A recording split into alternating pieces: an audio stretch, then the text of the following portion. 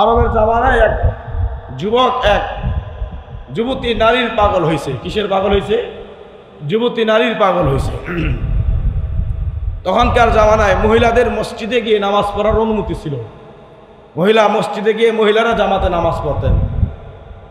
তো এখন এই ফিতনা জামানার মধ্যে বুজুর্গ উলামায়ে কেরাম, ফিকহি উলামায়ে কেরাম মহিলাদেরকে মসজিদে দেওয়া হারাম বলে দিয়েছেন। কারণ এই জামানায় এই মাসালা চলবে না। তখনকার জামানায় এমন একটা পরিস্থিতি ছিল, মহিলারা গিয়ে নামাজ পড়তেন। এক যুবক এক যুবতীকে দেখে পাগল হয়ে গেলেন। তখন একদিন, 2 দিন, 3 দিন, 4 দিন, 5 দিন যুবক শুধু মেয়ের পিছনে ঘুরে। মেয়ে বুঝতে পারতেছে যে আমাকে কিছু একটা বলবে। তখন মেয়েই বললেন যে আপনি আমার কাছে কি চান? যুবক বলে যে আপনাকে আমার খুব ভালো লেগেছে, আই লাভ ইউ, আপনাকে আমি কি ভালোবাসি, আনা হুব্বুক, আমি আপনাকে ভালোবাসি। তখন মহিলা বলেন যে উমরে ফারুক রাদিয়াল্লাহু তাআলা আনহু শাসনামল তখন চলতেছিলেন। মেয়ে বলেন আমি আপনাকে একটি কাজ দিব, যদি এই কাজটা আপনি করতে পারেন তাহলে আমি আপনাকে ভালোবাসবো, আমি আপনার বিবাহ বন্ধনে আবদ্ধ হব। তখন যুবক বলে যে কি কাজ? বলে যে আপনি খলিফাতুল মুসলিমিন হযরত উমর ইবনুল খাত্তাব রাদিয়াল্লাহু তাআলা আনহুর পিছনে লাগাতার আপনি 40 দিন তাকবীরুল্লাহর সঙ্গে আপনি নামাজ আদায় করবেন। যুবক মনে মনে খুশি, আমাকে তো কঠিন কোনো কাজ দেয় নাই, এই কাজটা তো সহজ। আমার ভালোবাসার মানুষকে পেতে হলে এটা তেমন কোনো কঠিন কোনো কাজ না। যুবক বলেন হ্যাঁ ঠিক আছে। এ কথা বলে যুবক তিনি নামাজ পড়া শুরু করলেন।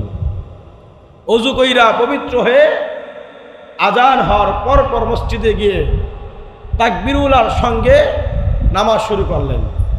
1 দিন, 2 দিন, 3 দিন, 4 দিন নামাজ আদায় করলেন। নামাজ আদায় করার পর মসজিদে যাওয়ার রাস্তা যুবকের বাড়ির একেবারেই কাছে। ওই নারীর রাস্তা হচ্ছে মসজিদ থেকে অনেক দূরে। যুবক এত পরিমাণ আকৃষ্ট হয়েছে, সোজা রাস্তা রেখে নারীকে দেখার জন্য বহু রাস্তা অতিক্রম করে তার বাড়ির সামনে দিয়ে মসজিদে যায়। কারণ তারা দেখলে ভালো লাগে, তার প্রেমের মধ্যে আবদ্ধ হয়ে গেছে, হাবুডুবু ডুবে গেছে প্রেমের মধ্যে। 1 দিন গেছে, 2 দিন গেছে, 3 দিন গেছে, এরকম নামাজ পড়তে শুরু করলো পবিত্র হয়ে। মহিলা তখন ওই মেয়েটা যুবককে খুঁজে, যে যুবক তো এখন তো আর আসে না, আমার বাড়ির পাশ দিয়ে দেখতাম আজান হলে মসজিদে যেত, এখন তো দেখি না, সে কি নামাজ ছেড়ে দিল কি না।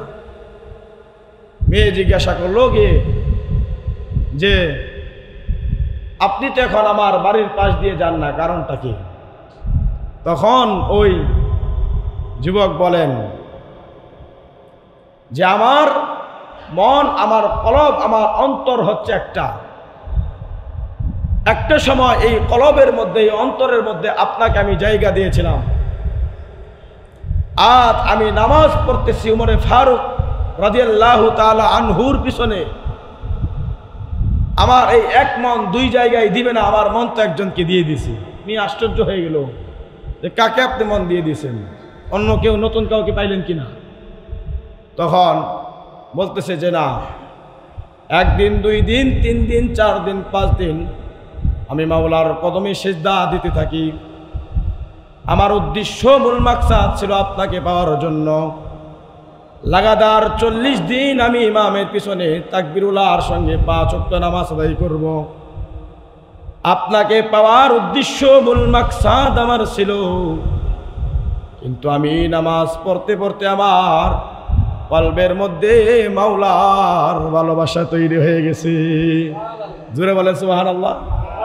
এখন আর এই কলবে আপনার জায়গা হবে না, এই কলবে আমি একজনকে জায়গা দিছি।